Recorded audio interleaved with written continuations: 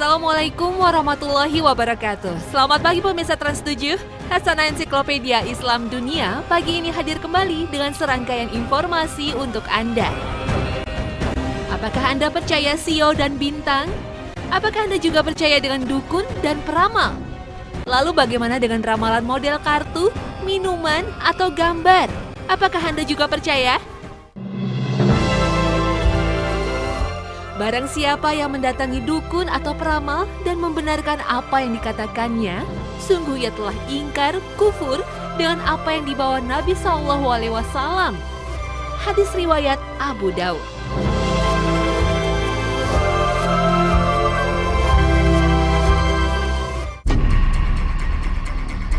Ramalan yang memprediksi sifat maupun hakikat di masa yang akan datang sudah tidak asing lagi.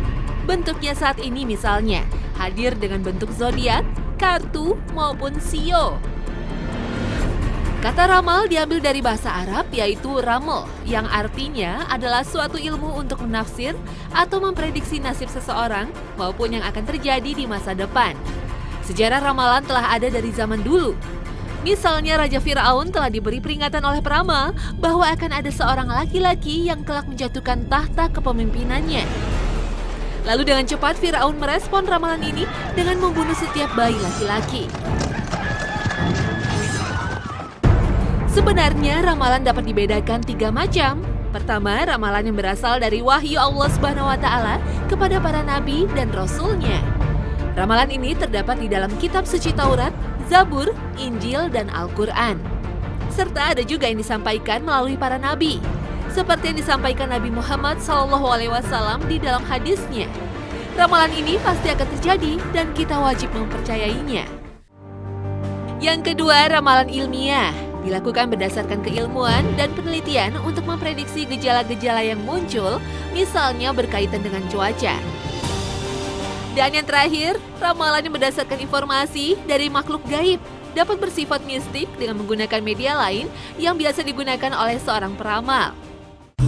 Di dalam istilah keislaman sendiri, ramalan ini dikenal dengan tatoyur. Kata ini berasal dari toir yang artinya burung. Sejarah dari tatoyur berawal dari kebiasaan orang Arab pada zaman dahulu. Jika seseorang hendak melakukan perjalanan, maka ketika melihat burung terbang menuju arah kanan, berarti dia akan mendapat keuntungan. Tapi jika burung tersebut terbang ke arah kiri, maka akan terjadi kesialan. Kemudian istilah tatoyur ini berkembang bukan saja disebabkan oleh petunjuk burung, namun dengan petunjuk-petunjuk lainnya. Di dalam Al-Quran sendiri telah diceritakan bahwa pada zaman Nabi Saleh, kaum Samud telah menganggap sial atau bertotoyur akan kedatangan Nabi Saleh. Seperti firman Allah SWT dalam Quran Surat An-Naml ayat 47. Mereka menjawab, kami mendapat nasib yang malang disebabkan kamu dan orang-orang yang besertamu. Nabi Saleh berkata, nasibmu ada pada sisi Allah, bukan kami yang menjadi sebab, tetapi kamu kaum yang diuji. Begitupun Bani Israel yang menganggap sial akan kehadiran Nabi Musa tercatat dalam surat Al-A'raf ayat 131. Allah Subhanahu wa Ta'ala berfirman, kemudian apabila datang kepada mereka kemakmuran, mereka berkata, itu adalah karena usaha kami. Dan jika mereka ditimpa kesusahan, mereka lemparkan sebab kesialan itu kepada Musa dan orang-orang yang besertanya. Ketahuilah, sesungguhnya kesialan mereka itu adalah ketetapan dari Allah, akan tetapi kebanyakan mereka tidak mengetahui.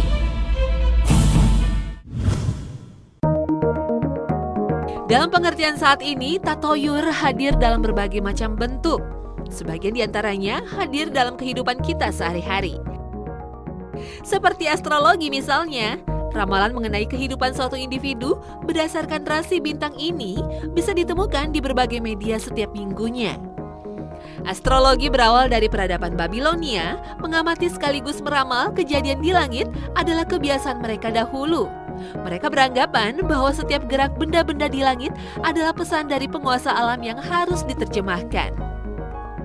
Kemudian dikembangkan oleh peradaban Yunani dan memunculkan 12 lambang zodiak yang dikenal saat ini, yaitu Aries, Taurus, Gemini, Cancer, Leo, Virgo, Libra, Scorpio, Sagittarius, Capricorn, Aquarius, dan Pisces.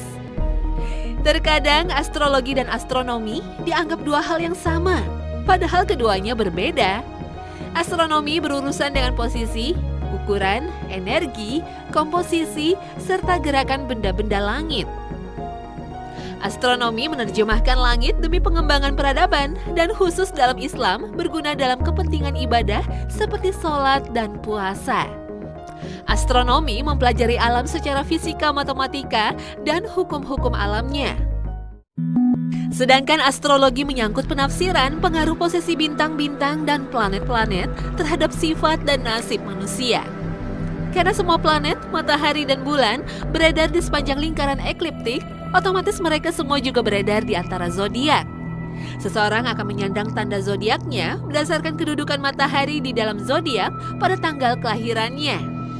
Misalnya, orang yang lahir awal Desember akan berzodiak Sagittarius karena pada tanggal tersebut matahari berada di wilayah rasi bintang Sagittarius. Selain dengan astrologi, nasib dan masa depan seseorang dapat ditafsirkan melalui garis tangan yang disebut palmistry, ilmu yang dikembangkan pada masa Babilonia, Sumeria, dan Kaldea. Garis tangan yang bisa dibaca dihubungkan dengan sidik jari, bentuk jari, warna kulit, dan bentuk tangan. Menurut kepercayaan sekian banyak peramal garis tangan, garis yang tercetak pada telapak tangan kanan menyimbolkan kondisi yang sedang dialami seseorang di masa depan. Sementara garis pada telapak tangan kiri menandakan faktor keturunan, masa lalu, dan potensi diri individu. Ramalan juga dapat menggunakan angka yang disebut numerologi dengan cara menjumlahkan abjad dari susunan nama seseorang hingga menghasilkan satu angka satuan antara 1 hingga 9. Angka tersebut kemudian ditafsirkan dengan berbagai interpretasi. Selain astrologi, ramalan yang sama muncul dari mitologi Cina bahwa dewa tertinggi mengundang para hewan untuk hadir setelah bumi diciptakan. 12 hewan inilah yang tercepat dan mereka dijadikan nama tahun. Lalu setiap 2 tahun sekali, unsur hewan berganti antara kayu, api, air, tanah, dan logam dijadikan patokan untuk menilai karakter. Ada pula teknik meramal menggunakan kartu, diantaranya tarot. Kartu ini diduga berkembang di Italia abad 14 dan awalnya digunakan seperti kartu permainan biasa. Satu set kartu tarot terdiri dari 78 kartu, 22 arkana minor, dan 56 arkana mayor berupa gambar figur-figur yang memiliki makna mistis sebagai pemberi nasihat. Selain tarot, ada pula metode yang lebih klasik yang disebut Ranes dan berkembang di Eropa Tengah dan Skandinavia. Ranes menggunakan 20 tempat kerikil bertuliskan abjad gotik. Tiap abjad memiliki makna tergantung pada posisi jatuhnya kerikil dan persebarannya. Metode membaca ramalan seseorang dapat juga menggunakan bola kristal yang dianggap mampu menampilkan berbagai objek dan peristiwa. Juga menggunakan kopi ataupun teh dengan melihat ampas kopi atau teh setelah seseorang meminumnya. Dan yang terakhir menggunakan teknik bibliomancy dengan mengambil sembarang buku atau majalah, kemudian dengan mata terpejam, peramal menelusuri halaman secara acak dan berhenti dimanapun juga. Tempat di mana jari si peramal berhenti memperlihatkan pesan ramalan untuk hari itu.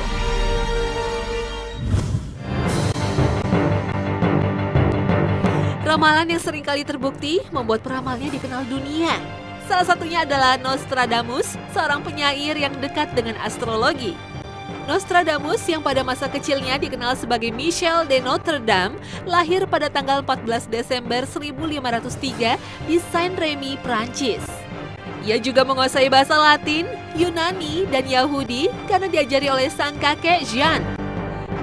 Pada tahun 1529, ia mendapat gelar di bidang pengobatan dan menjadi dokter bagi Raja Charles IX. Nostradamus mulai rutin menulis apa saja yang dapat dilihatnya pada masa depan dalam buku berjudul Centuries pada tahun 1558.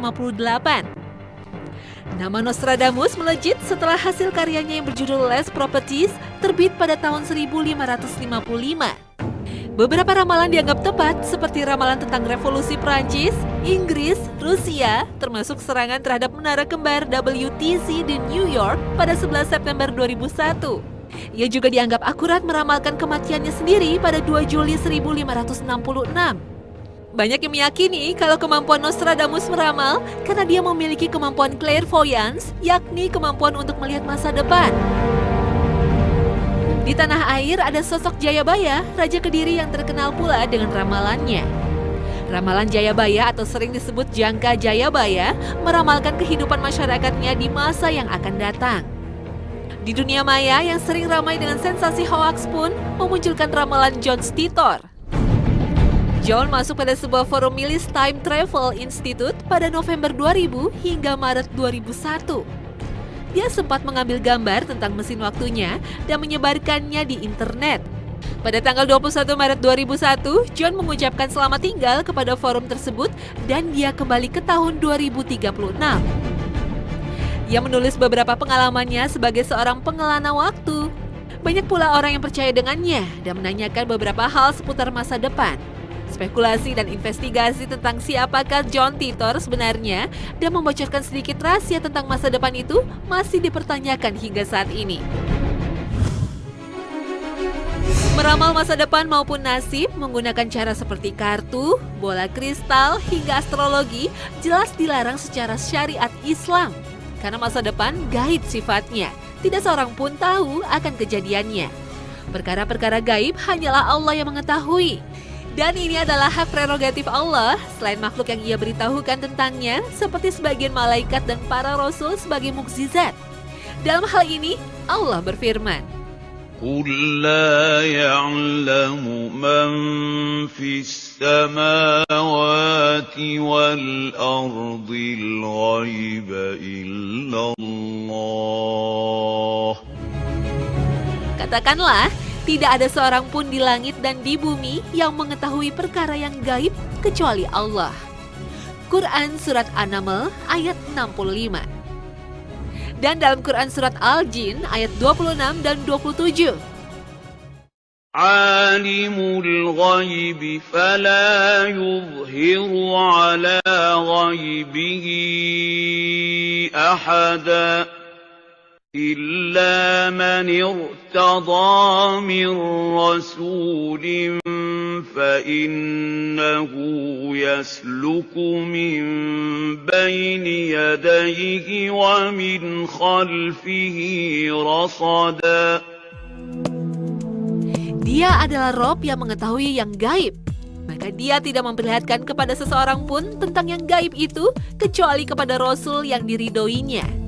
Maka sesungguhnya dia mengadakan penjaga-penjaga malaikat di muka bumi dan di belakangnya. Barang siapa yang menggantungkan diri pada berbagai ramalan bintang, hendaklah ia bertaubat dan banyak memohon ampun pada Allah dengan memperbanyak beristighfar. Hendaklah yang jadi sandaran hatinya dalam segala urusan adalah Allah semata. Jauhilah dan berhati-hatilah dengan bertanya pada tukang ramal atau membenarkan perkataan mereka. Nabi SAW bersabda dalam hadis yang diriwayatkan oleh Muslim, barang siapa yang mendatangi dukun dan menanyakan tentang sesuatu lalu membenarkannya, maka tidak diterima sholatnya 40 malam. Dan Rasulullah juga memperingatkan mereka yang masih mendatangi peramal dan mempercayai ramalan. Barang siapa yang mendatangi dukun, peramal dan membenarkan apa yang dikatakannya, sungguh ia telah ingkar kufur dengan apa yang dibawa Nabi SAW. Hadis riwayat Abu Daud. Menelaah astrologi sama saja mempelajari ilmu falak yang ditunjukkan untuk meramal nasib dan merupakan tindakan kekufuran. Tujuan penciptaan bintang adalah sebagaimana yang telah diterangkan Allah, bukan untuk mengetahui perkara gaib. Dijelaskan dalam An-Nahl ayat 16. وَعَلَامَاتٍ وَبِالنَّجْمِ هُمْ يَهْتَدُونَ. Dan dia ciptakan tanda-tanda penunjuk jalan. Dan dengan bintang-bintang itulah mereka mendapat petunjuk. Maksudnya, agar manusia mengetahui arah jalan dengan mengetahui letak bintang-bintang, jelas bukan untuk mengetahui perkara gaib. Memahami teknik-teknik ramalan sama saja dengan mempelajari ilmu nujum. Dalam hadis yang diriwayatkan oleh Abu Daud, Ibnu Majah dan Ahmad dari Abdullah bin Abbas radhiyallahu anhu, Rasulullah SAW bersabda, barang siapa mempelajari salah satu cabang ilmu nujum, maka ia telah mempelajari salah satu cabang ilmu sihir. Semakin bertambah ilmu nujum yang dipelajarinya, semakin bertambah pula ilmu sihir yang dimilikinya. Dan untuk menghindari dari perbuatan syirik seperti itu, sebaiknya jadikanlah satu-satunya sandaran dalam segala urusan adalah Allah Ta'ala semata, yang mengingatkan kita dalam surat At-Tolak ayat 3. Dan barang siapa yang bertawakal kepada Allah, niscaya Allah akan mencukupkan keperluannya. Jika Allah jadi satu-satunya sandaran, maka rezeki, jodoh, dan segala urusan akan dimudahkan oleh Allah. Dan sudah seharusnya kita bertawakal kepadanya. Dan tidak ada taufik bagiku melainkan dengan pertolongan Allah. Hanya kepada Allah aku bertawakal dan hanya kepadanya lah aku kembali. Al-Quran Surat Hud ayat 88. Rasulullah sebagai utusan Allah jelas diberikan kemuliaan dan salah satunya mengetahui perkara gaib yang menjadi rahasia Allah Subhanahu wa Ta'ala. Beberapa hadis Rasulullah berkaitan dengan informasi syarat keilmuan yang belum bisa dipecahkan di zaman Nabi atau juga informasi kejadian di masa depan yang akan dialami oleh umatnya. Di antaranya adalah hadis-hadis berikut ini. Dari Abu Hurairah, sesungguhnya ia berkata bahwa Rasulullah SAW bersabda, "Demi Zat yang menguasai diriku, sungguh telah dekat waktunya Isa bin Maryam turun kepada kalian untuk menjadi hakim yang adil. Dia akan mematahkan salib, membunuh babi, dan tidak menerima upeti. Harta akan melimpah sehingga tak seorang pun yang mau menerimanya." Hadis riwayat Muslim. Dari Abu Hurairah bahwasannya Rasulullah SAW bersabda, "Sesungguhnya Allah telah mengharamkan khamr, minuman keras, dan hasil penjualannya, dan mengharamkan bangkai dan hasil penjualannya, serta mengharamkan babi dan hasil penjualannya." Hadis riwayat Abu Daud. Kedua hadis Rasulullah tersebut berkaitan dengan ramalan beliau tentang fakta ilmiah di balik pengharaman daging babi. Rasulullah meramalkan bahwa kelak saat Isa bin Maryam diturunkan kembali oleh Allah Subhanahu wa Ta'ala ke bumi, maka dialah sosok utama yang berperan besar memerangi umat yang tetap mengkonsumsi daging babi, meskipun dalam firman-Nya secara jelas Allah Subhanahu wa Ta'ala telah mengharamkannya. Babi diciptakan Allah Subhanahu wa Ta'ala sebagai pelajaran bagi manusia untuk tidak meniru perilaku buruknya.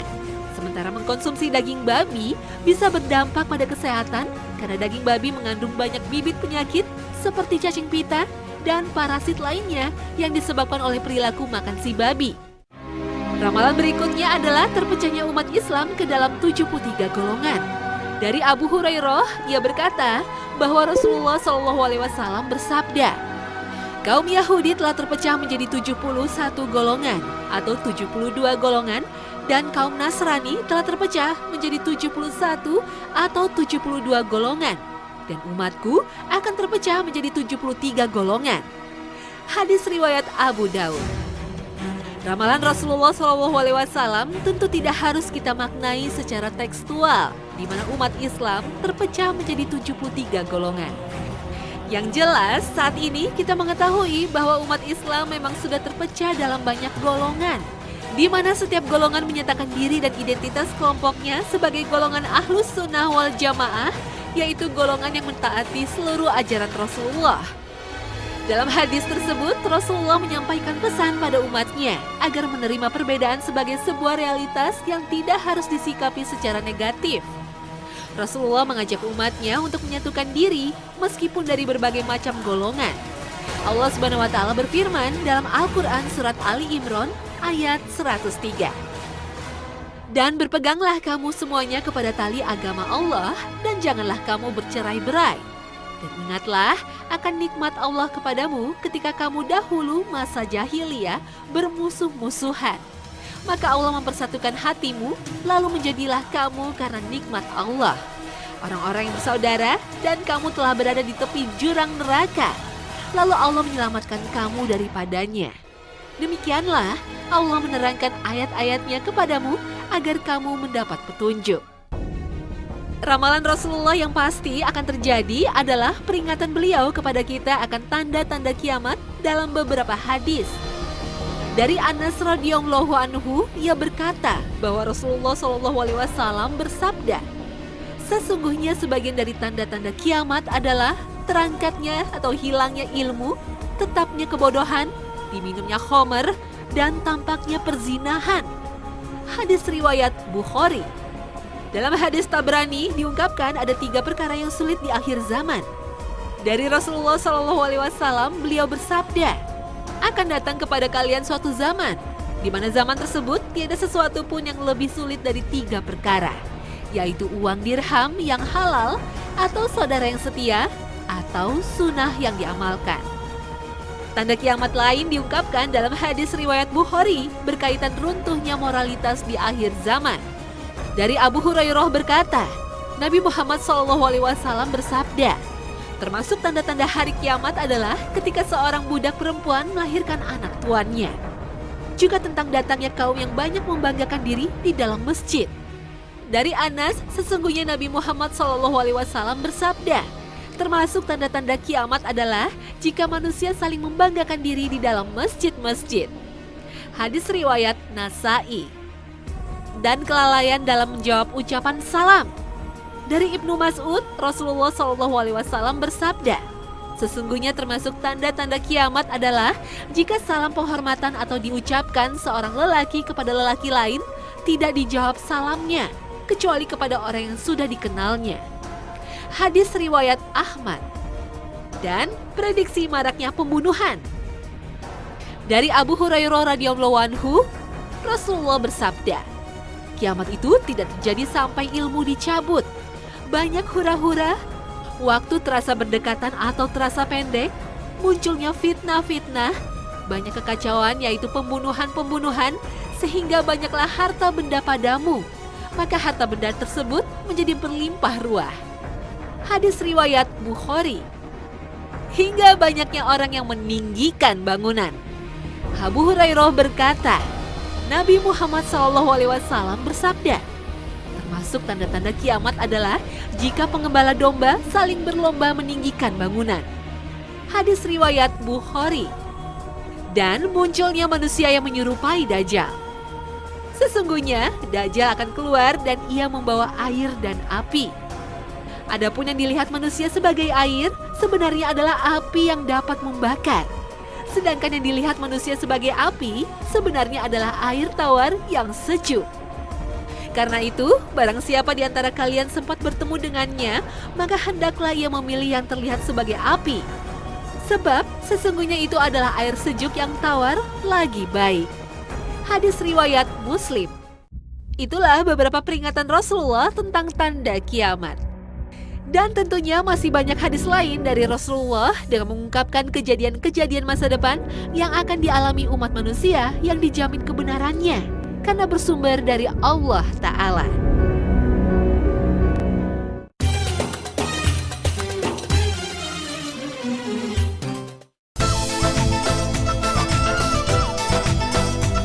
Nah pemirsa setia Hasanah, berakhir sudah kebersamaan kita pagi ini. Semoga informasi tadi dapat menambah keimanan kita kepada Allah Subhanahu wa Ta'ala.